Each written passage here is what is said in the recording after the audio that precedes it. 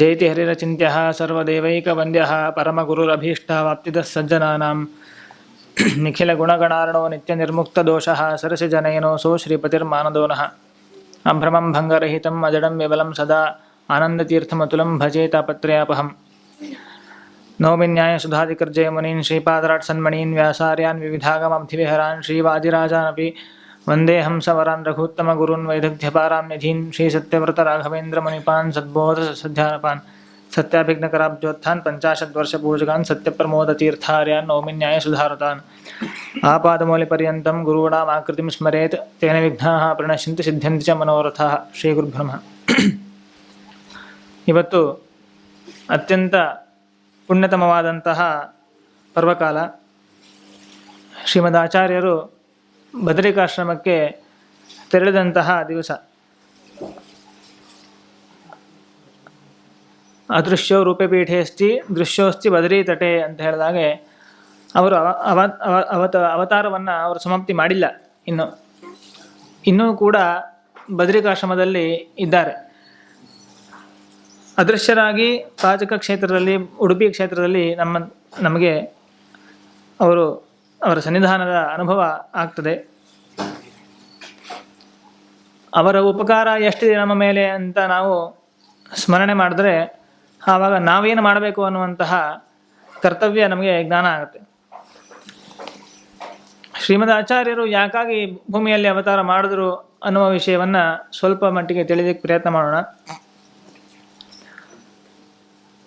ಯಾವಾಗ ದ್ವಾಪರ ಯುಗದ ಕೊನೆಯ ಭಾಗದಲ್ಲಿ ಗೌತಮ ಋಷಿಗಳ ಶಾಪದಿಂದ ಬ್ರಾಹ್ಮಣರಲ್ಲಿ ಜ್ಞಾನವೆಲ್ಲವೂ ಲೋಪವಾದಾಗ ಮತ್ತು ದೇವತೆಗಳಲ್ಲೂ ಕೂಡ ರುದ್ರದೇವರಿಂದ ಹಿಡಿದು ಎಲ್ಲ ದೇವತೆಗಳಲ್ಲೂ ಕೂಡ ಜ್ಞಾನ ಲೋಪ ಆಗಿರುತ್ತದೆ. ಯಾಕೆಂತಂದರೆ ಗೌತಮ ಋಷಿಗಳ ಒಳಗೆ ಇರತಕ್ಕಂತಹ ಬ್ರಹ್ಮದೇವರೇ ಶಾಪವನ್ನು ಕೊಟ್ಟಿರ್ತಾರೆ. ಹಾಗಾಗಿ ಜ್ಞಾನ ಲೋಪ ಆದ ಸಂದರ್ಭದಲ್ಲಿ ವೇದವ್ಯಾಸ ದೇವರು ಅನುಗ್ರಹವನ್ನು ಮಾಡಿ ನಮಗೆ ವೇದಗಳ ವಿಭಾಗವನ್ನು ಮಾಡಿ ಅನೇಕ ಶಾಸ್ತ್ರ ಗ್ರಂಥಗಳನ್ನು, ಮಹಾಭಾರತ, ಭಾಗವತ, ಪುರಾಣಗಳು ಇತ್ಯಾದಿ ಎಲ್ಲ ಗ್ರಂಥಗಳನ್ನು ರಚನೆ ಮಾಡಿ ಲೋಕದಲ್ಲಿ ಜ್ಞಾನವನ್ನು ಪ್ರತಿಷ್ಠಾಪನೆ ಮಾಡ್ತಾರೆ. ಶಿಷ್ಯರ ಮೂಲಕವಾಗಿ ಆ ವೇದಗಳ ಪಾಠ ಪ್ರವಚನವನ್ನು ಅವರು ಮಾಡಿ ಶಿಷ್ಯರ ಮೂಲಕವಾಗಿಯೂ ಕೂಡ ಅನೇಕ ಲೋಕಗಳಲ್ಲಿ, ಬೇರೆ ಬೇರೆ ಲೋಕಗಳಲ್ಲಿ ದೇವತೆಗಳನ್ನು ಕಳಿಸ್ತಾರೆ. ಮನುಷ್ಯ ಲೋಕದಲ್ಲಿ ಬೇರೆ ಬೇರೆ ಋಷಿಗಳನ್ನು ಪ್ರವರ್ತಕರನ್ನಾಗಿ ಮಾಡಿ ಜ್ಞಾನವನ್ನು ಲೋಕದಲ್ಲಿ ವ್ಯವಸ್ಥೆ ಮಾಡ್ತಾರೆ. ಆಗ ಕಲಿಯುಗದಲ್ಲಿ ಇರತಕ್ಕಂತಹ ಕಲಿಯ ಬಾಧೆ, ಕಲಿಯ ಮುಖ್ಯವಾದಂತಹ ಉದ್ದೇಶ ಏನು ಅಂತಂದರೆ ಸಜ್ಜನರ ಮನಸ್ಸಿನಲ್ಲಿ ಹೋಗಿ ಅವರಿಗೆ ಮಿಥ್ಯಾಜ್ಞಾನ, ಸಂಶಯ ಇತ್ಯಾದಿಗಳನ್ನು ಹುಟ್ಟಿಸಿ ಅವರು ಸನ್ಮಾರ್ಗದಲ್ಲಿ ನಡೆದೇ ಇರುವಂತೆ ಮಾಡೋದು. ಇದೇ ಕಲಿಯ ಮುಖ್ಯ ಉದ್ದೇಶ. ಇದರಿಂದನೇ ಅವನಿಗೆ ಮುಖ್ಯವಾದಂತಹ ಸಾಧನೆ, ಅವನಿಗೆ ಆನಂದ. ಇದನ್ನು ಕಲಿ ಮಾಡಿದಾಗ ವೇದವ್ಯಾಸ ದೇವರು ಆ ಕಲಿಯ ಬಾಧೆಯನ್ನು ಪರಿಹಾರ ಮಾಡಿ ಜ್ಞಾನವನ್ನು ಎಲ್ಲರಿಗೂ ಕೂಡ ಯಥಾರ್ಥ ಜ್ಞಾನ ಬರುವ ಹಾಗೆ ಮಾಡ್ತಾರೆ. ಹಾಗೆ ವ್ಯವಸ್ಥೆ ಆದ ಮೇಲೆ, ದ್ವಾಪರಯುಗ ಮುಗಿದ ಮೇಲೆ ಕಲಿಯುಗ ಪ್ರಾರಂಭ ಆದಾಗ ಇಂತಹ ವೇದಾರ್ಥ ನಿರ್ಣಾಯಕವಾದಂತಹ ಬ್ರಹ್ಮಸೂತ್ರಗಳನ್ನು ವೇದವ್ಯಾಸ ದೇವರು ರಚನೆ ಮಾಡಿರ್ತಾರೆ. ಯಾಕೆಂತಂದರೆ ಅತ್ಯಂತ ಕಲಿಯುಗದಲ್ಲಿ ಬರ್ತಕ್ಕಂತಹ ಜನ ಮಂದಮತಿಗಳು, ವೇದಗಳ ಜ್ಞಾನವನ್ನು ಸಾಕ್ಷಾತ್ ವೇದಗಳನ್ನು ಓದಿ ತಿಳಿಯಲಿಕ್ಕೆ ಸಾಧ್ಯ ಇಲ್ಲ ಅವರಿಗೆ. ಹಾಗಾಗಿ ನಿರ್ಣಾಯಕವಾದಂತಹ ಬ್ರಹ್ಮಸೂತ್ರಗಳನ್ನು ರಚನೆ ಮಾಡಬೇಕು ಅಂತ ಹೇಳಿ ಅವರು ಬ್ರಹ್ಮಸೂತ್ರಗಳನ್ನು ರಚನೆ ಮಾಡಿರ್ತಾರೆ. ಅದರ ಮೂಲಕವಾಗಿ ವೇದಗಳ ಅರ್ಥವನ್ನು ತಿಳ್ಕೊಳ್ಳಿ ಜನರು ಅಂಥೇಳಿ.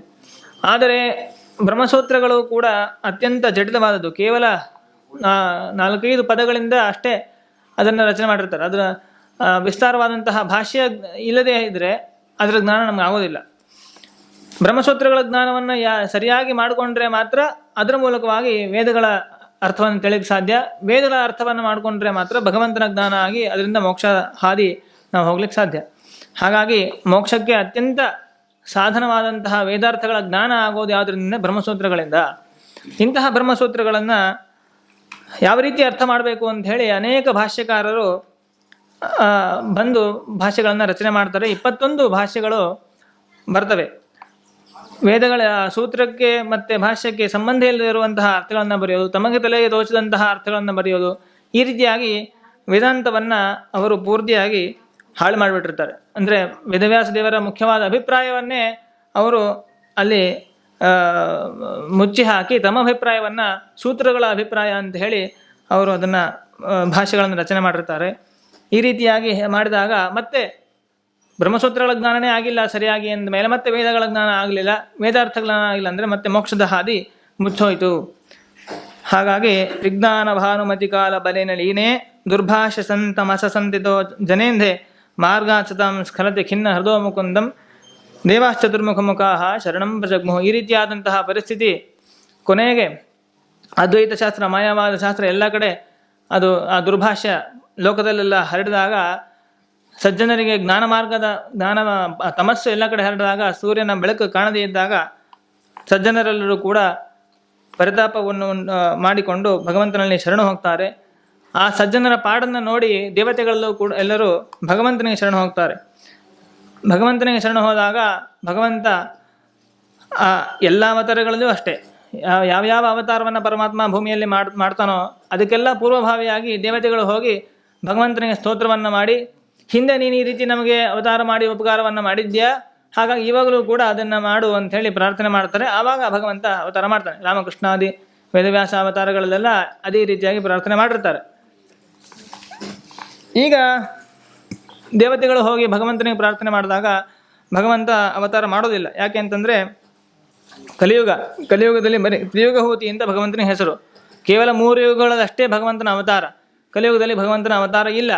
ಹಾಗಾಗಿ ಭಗವಂತ ನಾನು ಅವತಾರ ಮಾಡೋದಿಲ್ಲ ಅಂತಂದರೆ ಮತ್ತೆ ಹೇಗೆ ಜ್ಞಾನವನ್ನು ಲೋಕದಲ್ಲಿ ಸಜ್ಜನರಿಗೆ ಕೊಡೋದು ಅಂತಂದರೆ, ಸರ್ವಜ್ಞ ಮನ್ಯ ಮನವೇಕ್ಷ ಸಕಾರ ವೀರಂ ಸ್ಮೇರಾನನೋ ಭುವನ ಜೀವನ ಮಾಬಭಾಷೆ. ಬ್ರಹ್ಮದೇವರಿಗೂ ಅವತಾರ ಇಲ್ಲ. ಮತ್ತು ಅವರನ್ನು ಬಿಟ್ಟು ಬೇರೆ ಸರ್ವಜ್ಞರು ಯಾರು ಅಂತಂದರೆ ವಾಯುದೇವರು, ಮುಖ್ಯ ಪ್ರಾಣದೇವರು. ಆ ಮುಖ್ಯ ಪ್ರಾಣದೇವರನ್ನು ಕರೆದು ಭಗವಂತ ಆದೇಶ ಮಾಡ್ತಾನೆ, ನೀನು ಹೋಗಿ ಲೋಕದಲ್ಲಿ ಆ ದುರ್ಭಾಷ್ಯಗಳನ್ನು ಖಂಡನೆ ಮಾಡಿ ಸತ್ಸಿದ್ಧಾಂತವನ್ನು ಪ್ರತಿಷ್ಠಾಪನೆ ಮಾಡು ಅಂತ ಹೇಳಿ ಆಜ್ಞೆ ಮಾಡಿದಾಗ ಅವರು ಅತ್ಯಂತ ಆದರದಿಂದ ಆ ಭಗವಂತನ ಆಜ್ಞೆಯನ್ನು ಸ್ವೀಕಾರ ಮಾಡಿ ಲೋಕದಲ್ಲಿ ಅವತಾರ ಮಾಡ್ತಾರೆ. ಶ್ರೀಮದಾಚಾರ್ಯರಾಗಿ ಅವತಾರ ಮಾಡಿ ನಮಗೆ ಅನೇಕ ಗ್ರಂಥಗಳನ್ನು, ಬ್ರಹ್ಮಸೂತ್ರ ಭಾಷ್ಯಾದಿ ಅನೇಕ ಗ್ರಂಥಗಳನ್ನು ರಚನೆ ಮಾಡಿ ಜ್ಞಾನವನ್ನು, ನಮಗೆ ಯಥಾರ್ಥ ಜ್ಞಾನ ಬರುವ ಹಾಗೆ ನಮಗೆ ಅನುಗ್ರಹವನ್ನು ಮಾಡ್ತಾರೆ. ಮುಖ್ಯವಾದಂತಹ ತತ್ವ ಮಧ್ವ ಸಿದ್ಧಾಂತದಲ್ಲಿ ಜೀವೇಶ್ವರರ ಭೇದ, ಪಂಚಭೇದ, ತಾರತಮ್ಯ, ವಿಷ್ಣು ಸರ್ವೋತ್ತಮತ್ವ, ಇವೆಲ್ಲ ಏನು ಮುಖ್ಯ ಪ್ರಮೇಯಗಳಿದೆ, ಇದೇ ಶ್ರೀಮದಾಚಾರ್ಯರ ಮೂಲ ಸಿದ್ಧಾಂತ. ಶ್ರೀಮದಾಚಾರ್ಯರ ಅನಾದಿ ಸತ್ಸಂಪ್ರದಾಯ ಪ್ರಾಪ್ತವಾದ ಸಿದ್ಧಾಂತ. ಅದನ್ನೇ ಶ್ರೀಮದಾಚಾರ್ಯರು ತಮ್ಮ ಗ್ರಂಥಗಳಲ್ಲಿ ಪ್ರತಿಷ್ಠಾಪನೆ ಮಾಡಿದ್ದಾರೆ. ಅದರಲ್ಲಿ ಜೀವೇಶ್ವರರ ಐಕ್ಯವನ್ನು ಹೇಳುವಂತಹ ಅನೇಕ ಶ್ರುತಿಗಳನ್ನು ಅವರು ಉದಾಹರಣೆ ಮಾಡಿದಾಗ ಅದನ್ನು ಖಂಡನೆ ಮಾಡ್ತಾರೆ ಶ್ರೀಮದಾಚಾರ್ಯ. ತತ್ವಮಸಿ ನೇಹನಾನಸ್ತಿ ಕಿಂಚನ ಎನ್ನುವಂತಹ ಶ್ರುತಿಗಳೆಲ್ಲವೂ ಕೂಡ ಜೀವೇಶ್ವರರಲ್ಲಿ ಅಭೇದ ಇದೆ ಅಂತ ತಿಳಿಸ್ತಾರೆ. ಈಗ ಭಗವಂತನನ್ನು ನಾವು ಭಿನ್ನ, ನಮ್ಮಿಂದ ವಿಲಕ್ಷಣನಾಗಿದ್ದಾನೆ, ನಮಗಿಂತ ಉತ್ತಮನಾಗಿದ್ದಾನೆ ಅಂತ ಉಪಾಸನೆ ಮಾಡಿದ್ರೇ ಮೋಕ್ಷ. ಈಗ ಉದಾಹರಣೆಗೆ ಎಷ್ಟೋ ದೊಡ್ಡ ಒಂದು ನಾವು ಕಟ್ಟಡವನ್ನು ನೋಡಿದಾಗ ಅದಕ್ಕೆ ಬಿಲ್ಡರ್ ಯಾರು ಅಂತ ನಾವು ಕೇಳ್ತೀವಿ. ಯಾರೋ ಒಬ್ಬರು ಬಿಲ್ಡರ್ ಇರ್ತಾರೆ, ಅವನೇ ನಾನೇ ಕಟ್ಟಿದವನು ಅಂತ, ಯಾರೋ ಕಟ್ಟಿದ್ದನ್ನು ನಾನೇ ಕಟ್ಟಿದೆ ಅದನ್ನು ಮನೇನ ಅಂತ ಹೇಳ್ಕೊಂಡ್ರೆ ಯಜಮಾನನಿಗೆ ತುಂಬ ದುಃಖ ಆಗುತ್ತೆ, ಅಥವಾ ಬೇಜಾರಾಗುತ್ತೆ, ಕೋಪ ಬರುತ್ತೆ, ಸಿಟ್ಟು ಬರುತ್ತೆ. ಹಾಗೆ ಭಗವಂತ ಜಗಜ್ಜನ್ಮಾದಿ ಕಾರಣವಾದಂತಹ ಭಗವಂತ ಇಂತಹ ಅದ್ಭುತವಾದಂತಹ 14 ಲೋಕವಾದಂತಹ ಜಗತ್ತನ್ನು ಸೃಷ್ಟಿ ಮಾಡಿರ್ತಕ್ಕಂಥವನು ಅವನೇ ನಾನು ಅಂತ ಹೇಳಿ ಚಿಂತನೆ ಮಾಡಿಬಿಟ್ರೆ ಭಗವಂತನಿಗೆ ಎಷ್ಟು ಸಿಟ್ಟು ಬರಲಿಕ್ಕಿಲ್ಲ. ಸಿಟ್ಟು ಮಾಡ್ಕೊಳ್ಳಲ್ಲ ಭಗವಂತ, ಆದರೆ ಅದರಿಂದ ಅನರ್ಥ ಅಂತೂ ಸರ್ವಥಾ ಆಗೇ ಆಗುತ್ತದೆ. ತಮಸ್ಸಾಧನೆ ಅದು, ತಮಸ್ಸಿಗೆ ಸಾಧನವಾದಂಥದ್ದು. ಹಾಗಾಗಿ ಜೀವೇಶ್ವರರಲ್ಲಿ ನಮಗೂ ಭಗವಂತನಿಗೂ ಐಕ್ಯವನ್ನು ಸರ್ವಥಾ ಚಿಂತನೆ ಮನಸ್ಸಿನಲ್ಲೂ ಕೂಡ ಮಾಡ್ತಕ್ಕದ್ದಲ್ಲ. ಹಾಗಾಗಿ ಈಗ ಜೀವೇಶ್ವರರ ಭೇದವನ್ನು ತಿಳ್ಕೋಬೇಕು ಅಂದರೆ ಐಕ್ಯ ಅನುಸಂಧಾನ ಮೊದಲು ಇರಬೇಕಲ್ಲ. ನಮಗೆ ನಾವು ದೇವರು ಒಂದು ನಾವು ತಿಳ್ಕೊಂಡೇ ಇಲ್ಲ, ತಿಳ್ಕೊಳ್ಳಿಲ್ಲ ಮಾತ್ರ ನೀವು ತಿಳ್ಕೊಂಡಿದ್ದೀರಿ, ಅದಕ್ಕೆ ನಿಮ್ಮಿಂದ ವಿಲಕ್ಷಣ ಭಿನ್ನನಾಗಿದ್ದಾನೆ ದೇವರು ಅಂತ ತಿಳ್ಕೊಬೇಕು ಅಂತ ಯಾಕೆ ಹೇಳ್ತೀರಿ? ನಾವು ದೇವರು ಒಂದೇ ತಿಳ್ಕೊಂಡ್ರೆ ಆವಾಗ ನೀವು ಇಲ್ಲ ಬೇರೆ ಬೇರೆ ಅಂತ ಹೇಳಬೇಕು. ನಾವು ತಿಳ್ಕೊಂಡೇ ಇಲ್ಲ ಅಂತಂದರೆ ನೀವು ತಿಳ್ಕೊಳ್ಳೋದಾದರೂ ಕೂಡ ತಿಳ್ಕೊಂಡು ಹಾಗೆ ವರ್ತನೆ ಮಾಡ್ತಾಯಿದ್ದೀರಿ. ನಾವೆಲ್ಲರೂ ಕೂಡ ಬ್ರಹ್ಮರೇ ಅಂತ ನಮಗೆ ಅನುಸಂಧಾನ ಬಂದ್ಬಿಟ್ಟಿದೆ. ಯಾಕೆ ಅಂತಂದರೆ ನೋಡ್ರಿ, ಬ್ರಹ್ಮನ ಅಸಾಧಾರಣವಾದಂತಹ ಲಕ್ಷಣ ಏನು ಅಂತಂದರೆ ಅದು ಸ್ವಾತಂತ್ರ್ಯ. ಸ್ವತಂತ್ರೋ ಭಗವಾನ್ ವಿಷ್ಣು ಅಂತ ಇಷ್ಟ ತನಕ ಅವರು ತುಂಬ ಸೊಗಸಾಗಿ ಅನುವಾದವನ್ನು ಮಾಡಿದ್ದಾರೆ. ಸ್ವಾತಂತ್ರ್ಯ ಅನ್ನೋದು ಭಗವಂತನ ಲಕ್ಷಣ. ತನ್ನ ಜ್ಞಾನ ಪ್ರತೀತಿ ಪ್ರವೃತ್ತಿಗಳಲ್ಲಿ, ಸತ್ತಾ ಪ್ರತೀತಿ ಪ್ರವೃತ್ತಿಗಳಲ್ಲಿ ಪರ ಅನಪೇಕ್ಷತ್ವ, ಬೇರೆಯವ್ರನ್ನ ಅಪೇಕ್ಷೆ ಪಡೆದೇ ಇರೋದೇ ಸ್ವಾತಂತ್ರ್ಯ. ಆ ಲಕ್ಷಣ ಭಗವಂತನ ಲಕ್ಷಣ ನಮ್ಮಲ್ಲಿ ಆರೋಪ ಮಾಡ್ಕೊಂಡು ಬಿಟ್ಟಿದ್ದೀವಿ. ಹಾಗಾಗಿ ನಾವೆಲ್ಲರೂ ಕೂಡ ಒಂದು ರೀತಿ ಬ್ರಹ್ಮರೇ ಇದ್ದಂಗೆ. ಬೇರೆಯವರಲ್ಲಿರುವಂತಹ ಅಸಾಧಾರಣ ಧರ್ಮ ನಮಗೂ ಇದೆ ಅಂತಂದರೆ ನಮಗೂ ಅವ್ರಿಗೂ ಏನು ವ್ಯತ್ಯಾಸ ಇಲ್ಲ ಅಂತಾಯಿತು. ಒಬ್ಬರು ತುಂಬ ಚೆನ್ನಾಗಿ ಅಡುಗೆ ಮಾಡ್ತಾರೆ ಅಂತಂದರೆ ಅಂಥೇಳಿ ಅವರನ್ನು ಗುರುತಿಸ್ತಿರ್ತಾರೆ. ನಾನು ತುಂಬ ಚೆನ್ನಾಗಿ ಅಡುಗೆ ಮಾಡ್ತೀನಿ ಅಂದರೆ ಅವರೇ ನಾವು ಅನ್ನುವಂತಹ ಭಾವನೆ ಬರ್ತದೆ. ಹಾಗಾಗಿ ಈ ಲಕ್ಷಣ ಅನ್ನೋದು ಅಸಾಧಾರಣ ಧರ್ಮ ಒಬ್ಬರಲ್ಲಷ್ಟೇ ಇರ್ತದೆ, ಬೇರೆಯವರಲ್ಲಿ ಇರೋದಿಲ್ಲ. ದೇವರಲ್ಲಿರುವಂತಹ ಲಕ್ಷಣವನ್ನು ನಮ್ಮಲ್ಲಿ ನಾವು ತಿಳ್ಕೊಂಬಿಟ್ವಿ ಅಂತಂದರೆ ಆಗ ನಾವು ದೇವರು ಅನ್ನುವಂತಹ ಅನುಸಂಧಾನ ಬಂದ್ಬಿಡುತ್ತೆ. ಮಾಡಿದಂತೆಯೇ ಆಗುತ್ತೆ. ನಾವು ಮಾಡುವಂತಹ ಎಲ್ಲ ಕರ್ಮಗಳಲ್ಲೂ ಕೂಡ ನಾನು ಮಾಡ್ತೀನಿ ಎನ್ನುವಂತಹ ಅನುಸಂಧಾನ ಇದ್ದೇ ಇರ್ತದೆ ನಮಗೆ.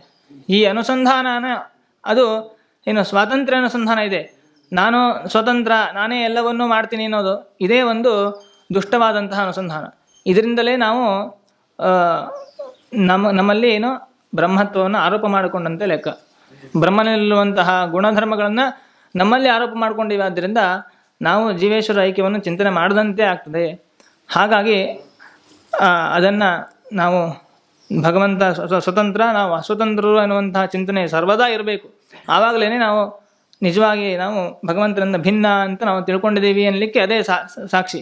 ನಿರಂತರವಾಗಿ ನಮ್ಗೆ ಅನುಸಂಧಾನ ಬರ್ತಾ ಇಲ್ಲ, ನಾವು ಭಗವಂತನ ಅಧೀನರಾಗಿದ್ದೀವಿ ಎನ್ನುವಂಥ ಅನುಸಂಧಾನ ನಿರಂತರ ಬರ್ತಾ ಇಲ್ಲ ಅಂತಂದರೆ ನಾವು ಜೀವೇಶ್ವರ ಅಭೇದವನ್ನೇ ಚಿಂತನೆ ಮಾಡ್ತಾ ಇದ್ದೀವಿ ಅಂತ ಅರ್ಥ. ಹಾಗಾಗಿ ಭಿನ್ನ ಅನ್ನುವಂತಹ ಚಿಂತನೆ ಅದು ಎಷ್ಟು ನಾವು ಮಾಡಬೇಕು ಅಂದರೆ ಪ್ರತಿ ಕ್ಷಣವೂ ಕೂಡ ಭಗವಂತ ಸ್ವಾಮಿ ನಾನು ದಾಸ, ಅವನು ಸ್ವಾಮಿ ನಾನು ದಾಸ ಎನ್ನುವಂತಹ ಭೇದ ಜ್ಞಾನ ನಿರಂತರವಾಗಿ ಮಾಡ್ಕೊಳ್ಬೇಕು. ಆವಾಗಲೇ ನಮಗೆ ಭೇದ ಜ್ಞಾನ ಮಾಡ್ಕೊಂಡಿದ್ದಕ್ಕೆ ಸಾರ್ಥಕ. ಅಂದರೆ ಭೇದ ಜ್ಞಾನ ಅಷ್ಟು ಮಾಡ್ಕೊಂಡಿದ್ದೀವಿ ಎನ್ನುವಂತಹ ಜೀವೇಶ್ವರ ಭೇದವನ್ನು ನಾವು ತಿಳ್ಕೊಂಡಿದ್ದೀವಿ ಅಂದರೆ ಇಷ್ಟು ಅನುಸಂಧಾನ ಬರ್ತಾ ಇಲ್ಲ ನಮಗೆ. ಇದರಿಂದ ನಮಗೆ ಭೇದ ಜ್ಞಾನ ಇಲ್ಲ ಅಂತ ಅರ್ಥ. ಅಭೇದ ಜ್ಞಾನನೇ ಇದೆ ಈಗ. ಇದು ಒಂದು ರೀತಿ. ಇನ್ನೊಂದು ರೀತಿ ಏನು ಅಂತಂದರೆ, ನಾವು ಶ್ರುತಿಗಳನ್ನು ಅಧ್ಯಯನ ಮಾಡಲೇಬೇಕು. ಮಾಡಬೇಕಾದಾಗ ಅನೇಕ ವಾಕ್ಯಗಳು ನಮಗೆ ಕಣ್ಣಿಗೆ ತೋರ್ತದೆ. ಅಹಂ ಬ್ರಹ್ಮಾಸ್ಮಿ, ತತ್ವಮಸಿ ಇತ್ಯಾದಿ ವಾಕ್ಯಗಳು, ಜೀವೇಶ್ವರರಿಗೆ ಅಭೇದವನ್ನು ಹೇಳುವಂತಹ ವಾಕ್ಯಗಳು ನಮಗೆ ಕಣ್ಣ ಮುಂದೆ ಬರ್ತದೆ. ಮೇಲ್ನೋಟಕ್ಕೆ ಜೀವನಿಗೂ ಬ್ರಹ್ಮನಿಗೂ ಐಕ್ಯ ಇದೆ ಅಂಥೇಳಿ ನಮಗೆ ಅನಿಸುತ್ತೆ. ಇದನ್ನು ಶ್ರೀಮದಾಚಾರ್ಯರು ತಗೊಂಡು ಅದನ್ನು ಪರಿಹಾರ ಮಾಡಿ, ಈ ವಾಕ್ಯಗಳು ಜೀವೇಶ್ವರರಿಗೆ ಐಕ್ಯವನ್ನು ಹೇಳೋದಿಲ್ಲ, ಭೇದವನ್ನೇ ಹೇಳುತ್ತೆ ಅಂತ ಹೇಳ್ತಾರೆ. ಅದನ್ನು ಸ್ವಲ್ಪವಾಗಿ ಚಿಂತನೆ ಮಾಡೋಣ.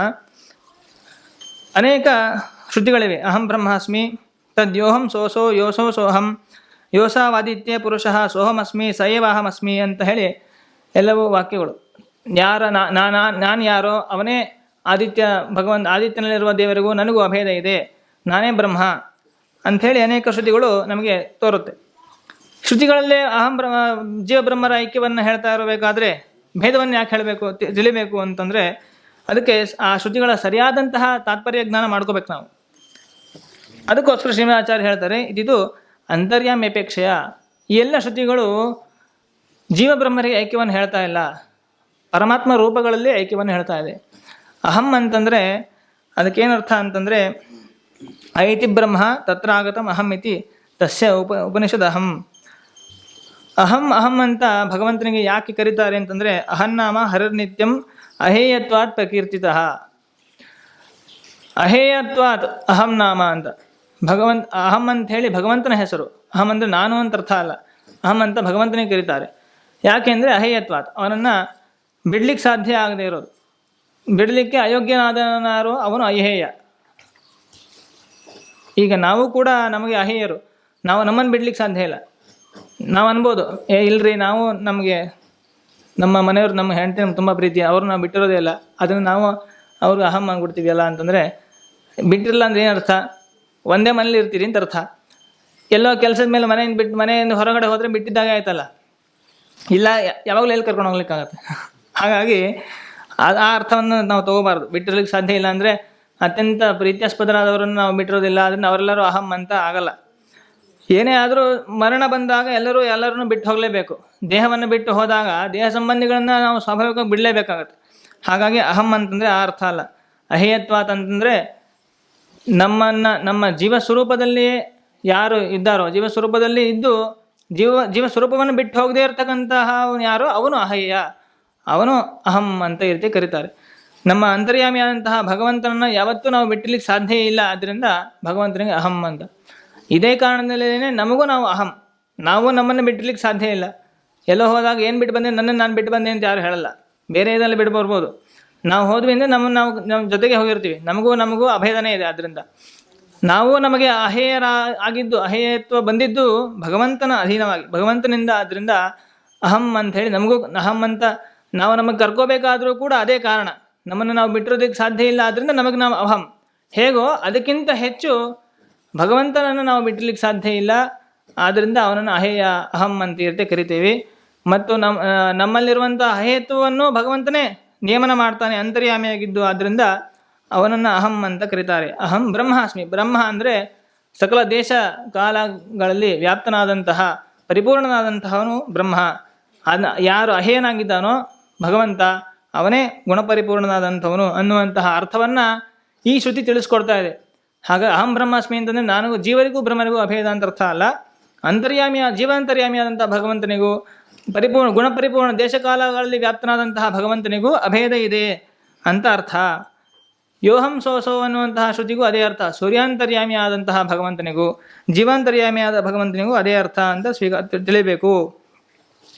ಅಹಂ ಶಬ್ದ ಅಂತ ತಿಳ್ಕೊಂಡ್ವಿ. ಇನ್ನು ತ್ವಂ ಶಬ್ದ, ನೀನು ಅನ್ನೋ ಶಬ್ದ ಇದೆ, ಅವನು ಅನ್ನೋ ಶಬ್ದ ಇದೆ. ಬೇರೆ ಬೇರೆ ಘಟಪಟಾದಿಗಳು ಎಲ್ಲ ಬೇರೆ ಬೇರೆ ಶಬ್ದಗಳನ್ನ ನಾವು ಮಾತಾಡ್ತೀವಿ. ಆ ಎಲ್ಲ ಶಬ್ದಗಳಿಗೆ ಅರ್ಥ ಏನು, ಅವೆಲ್ಲ ಭಗವಂತ ಅಂತ ಅರ್ಥ ಹೇಗೆ ಮಾಡ್ಕೋಬೇಕು ಅಂತಂತ ಹೇಳ್ತಾರೆ. ನೋಡ್ರಿ, ಅಹಂ ಅಂತನ್ಬಿಟ್ಟು ನಾವು ಒಳಗಡೆ ಇರುವಂತಹ ಜೀವನಿಗೆ ಅಹಂ ಅಂತ ಕರಿತೀವಿ. ಅದು ಮುಖ್ಯವಾಗಿ ಅಹೇಯತ್ವ. ಯಾಕೆ ಅಂತ ಅಂದ್ಬಿಟ್ಟು ಅಹೇಯನಾಗಿರೋದ್ರಿಂದ ಅಹಂ ಅಂತ ಅರ್ಥ ಮಾಡ್ಕೊಂಡ್ವಿ.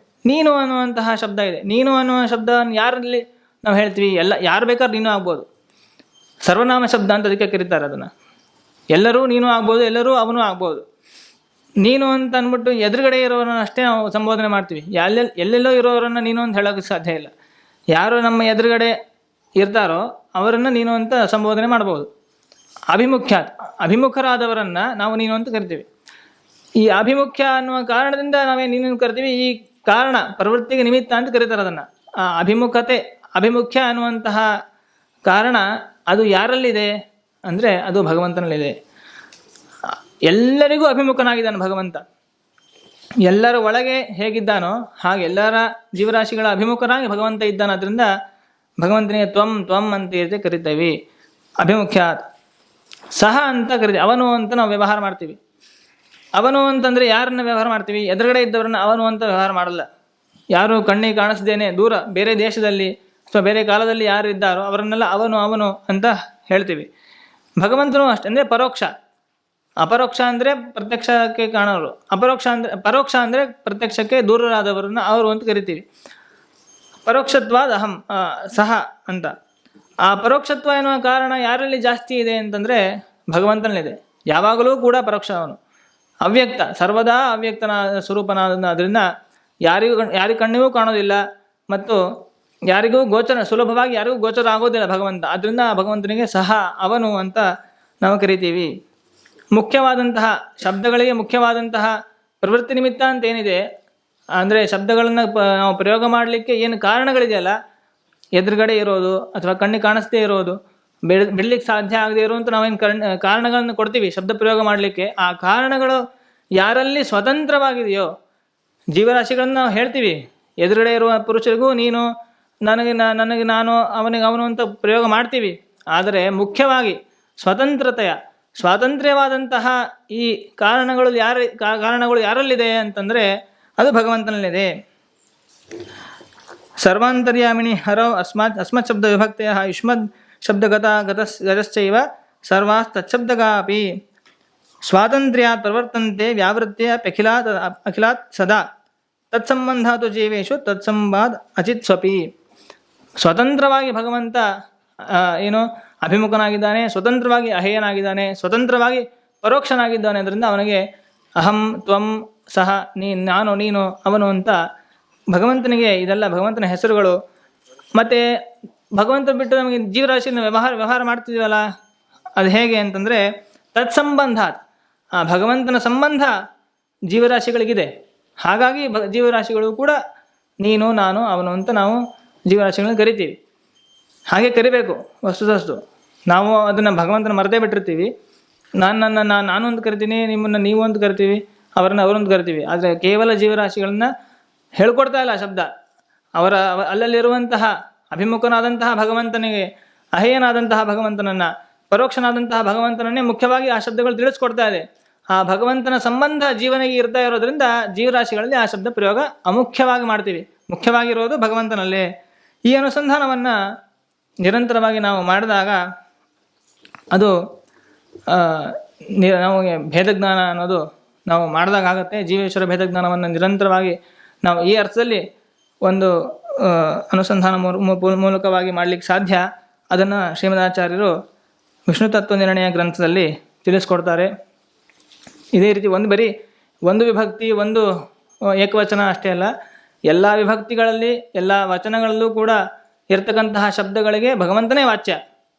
ಸಹ ಅಂದರೆ ಇದು ಬರೀ ಕೇವಲ ಕಾರಕ ವಿಭಕ್ತಿಗಳು ಅಂತ ಕರೀತಾರೆ ಅದನ್ನು ಸಂಸ್ಕೃತದಲ್ಲಿ. ಆ ಎಲ್ಲ ಕಾರಕಗಳಲ್ಲಿಯೂ ಕೂಡ ಭಗವಂತನೇ ಸ್ವತಂತ್ರನಾಗಿದ್ದಾನೆ.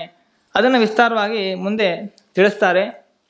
ಸಮಯಾಭಾವ ಇರ್ತಾ ಇರೋದ್ರಿಂದ ಇಷ್ಟನ್ನು ಮಾತ್ರ ನಾವು ನಿರಂತರ ನಾವು ದೈನಂದಿನ ವ್ಯವಹಾರದಲ್ಲಿ ನಾವು ನೀನು, ನಾನು, ಬಾ, ಹೋಗು ಅಂತೆಲ್ಲ ಕರಿತೀವಿ. ಎಲ್ಲ ಶಬ್ದಗಳು ಭಗವಂತನನ್ನೇ ಮುಖ್ಯವಾಗಿ ತಿಳಿಸ್ಕೊಡ್ತದೆ ಸ್ವತಂತ್ರವಾಗಿ ಅಂತ ಅನುಸಂಧಾನ ಮಾಡಿದಾಗ ಮಾತ್ರ ನಮಗೆ ಶಾಸ್ತ್ರಜ್ಞಾನ ಅನ್ನೋದು ನಿಜವಾಗಿ ಆಗಿದೆ ಅಂತ ಅರ್ಥ.